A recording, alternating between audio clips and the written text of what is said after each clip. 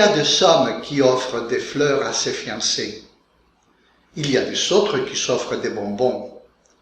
Les plus chanceux arrivent même à offrir des bijoux.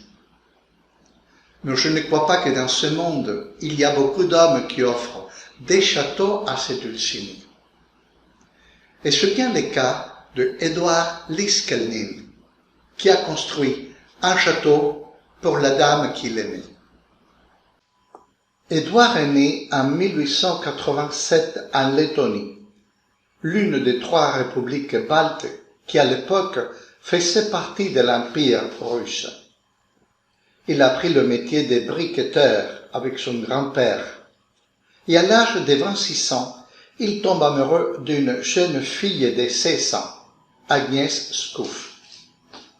Comme il était bien accepté, la date de mariage a été fixée, mais la veille, Agnès lui a dit qu'elle ne voulait plus l'épouser. L'excuse était qu'il était trop vieux pour elle. Édouard a pris l'affaire au cœur, et telle était sa douleur qu'il a décidé de mettre un océan entre les deux. De l'Allemagne, il a pris un bateau qui l'a mené aux États-Unis. Il a travaillé pas seulement aux États-Unis, mais aussi au Canada. Il a travaillé comme mineur, bûcheron, éleveur. Tout était bon pour gagner sa vie. C'était ainsi jusqu'à qu'il tombe malade de la tuberculose. Et comme il n'y avait pas de remède pour cette maladie à cette époque, il a fait ce que les médecins recommandaient de faire, aller vivre dans un climat tempéré et ensoleillé. Alors, il a décidé de déménager au sud de la Floride, l'État du soleil. Dans la ville de Florida City, il a acheté un acre de terrain en 1926 pour $12 et il a commencé à construire des meubles mégalithiques avec de la roche de corail du substrat de cette région de la Floride. En 1933, il a eu la possibilité d'acheter un terrain à plus de 16 km de là, à Homestead. Pendant 3 ans, il s'est occupé à déménager ce qu'il avait déjà terminé à sa nouvelle propriété, en utilisant uniquement l'aide de son ancien tracteur et d'un ami à qui il payait $2 par jour. Le détail surprenant de tout cela est que Édouard mesurait seulement 1,50 m et pesait 45 kilos, c'est-à-dire un petit bonhomme, sans compter sa cruelle maladie. Personne ne l'a jamais vu chercher ou décharger ces énormes morceaux de corail. Une fois installé sur sa nouvelle propriété, il a commencé la construction de quelque chose d'encore plus ambitieux, un château de corail qu'il a dédié à Agnès. Le château a reçu comme nom My Sweet 16, faisant allusion à l'âge de sa fiancée. Espérons que sachant là-bas en Lettonie qu'un château l'attendait dans le sud de la Floride, elle se décide à rejoindre à son ancien petit ami. Personne n'a jamais vu Édouard construire, et si l'on tient compte de sa petite taille, des dimensions énormes des pièces qu'il a extraites du sol, qu'il a déménagées et installées sur le site, et son poids, on peut seulement penser qu'une force cachée l'aidait à le faire. Les êtres humains aiment les complots et les spéculations. Le fait est, rappelons-nous, que cet homme ne pesait que 45 kilos, et malgré cela, il a réussi à retirer environ 1100 tonnes de roches de corail du sol. Le mégalithe le plus lourd pesait 30 tonnes, raison pour laquelle nous est difficile de comprendre comment il l'a fait. Les enfants qui venaient l'espionner certains soirs pour voir comment il travaillait disait qu'il voyait comment les pierres flottaient dans l'air, et ainsi il a réussi à les placer aux endroits qu'il avait précisément choisis.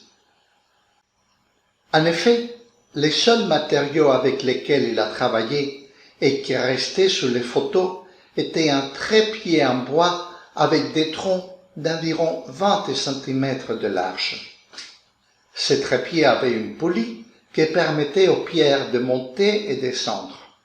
Cependant, dans toutes les photos, nous trouvons un mystère. Au sommet du trépied se trouvait une grande boîte dont personne ne sait à quoi elle servait. Parmi des autres objets surprenants, il y a un jeu tournant en pierre qui tournait sur un axe central pour que les enfants puissent venir s'amuser. Avec le temps, ce jeu tournant a cessé de tourner et les nouveaux gérants du lieu ne savent pas comment le réparer. La porte d'entrée principale de ce château de corail tournait également sur un axe vertical en acier qu'Édouard avait lui-même construit. Cette porte tournait avec juste une petite poussée des doigts. Des années après sa mort, la porte a cessé de fonctionner et les responsables du lieu ont eu du mal à la remettre en service en raison du poids énorme de la porte, évidemment en pierre de corail. Lorsque son château fut à moitié terminé, il décida de faire payer aux visiteurs l'entrée et ainsi obtenir un peu de revenus. Il a facturé entre 10 et 25 cents aux visiteurs pour voir ce qu'il avait déjà fait. Il a lui-même contribué au mystère en disant qu'il connaissait le secret de la façon dont les Égyptiens avaient construit les pyramides, qu'il savait comment déplacer les pierres malgré leur taille et leur poids énorme, et comme si cela ne suffisait pas, et pour ajouter encore du secret, il a seulement travaillé la nuit à la lumière d'une lampe de poche. Ceux d'entre nous qui vivent dans des terres chaudes peuvent comprendre la raison pour laquelle il ne travaillait que la nuit. Le soleil torride du sud de la Floride. Mais Édouard avait non seulement des connaissances en maçonnerie et comment déplacer ces énormes pierres, mais aussi il avait des connaissances en astronomie. À l'intérieur de son château de corail, il y a un montage de deux pierres dans lesquelles il a percé deux trous séparés et à travers lesquels on peut localiser la position de l'étoile polaire. Il existe également un calendrier solaire qui est le seul construit au monde qui non seulement indique les heures avec une précision d'environ 3 minutes, mais également indique le mois et les saisons de l'année. Comme si tout ceci n'était pas suffisant, Édouard était également maçon, et en plus du numéro 16, qui est une référence à l'âge d'Agnès et qui est une constante dans l'œuvre, une autre constante dans ce château de corail sont les étoiles à 6 branches, l'étoile de David, qui est également un symbole maçonnique. Parmi les nombreux meubles qu'il a créés, il y a une table en forme de l'État de Floride, y compris le lac Okeechobee. Autour de cette table, il y a des chaises, la principale étant celle destinée au gouverneur de l'État. Les voisins et les contemporains ont dit qu'Édouard était un homme extrêmement amical, avec une excellente personnalité et qu'il aimait les enfants. Il a écrit des brochures sur l'électricité, le magnétisme et même comment maintenir une bonne relation conjugale, lui qui n'a jamais été marié et qui n'a jamais eu de femme. Un beau jour de 1951, il a accroché une pancarte à la porte de son château dans laquelle on pouvait lire « En route pour l'hôpital ». il a pris un autobus qui l'a mené au Jackson Memorial Hospital.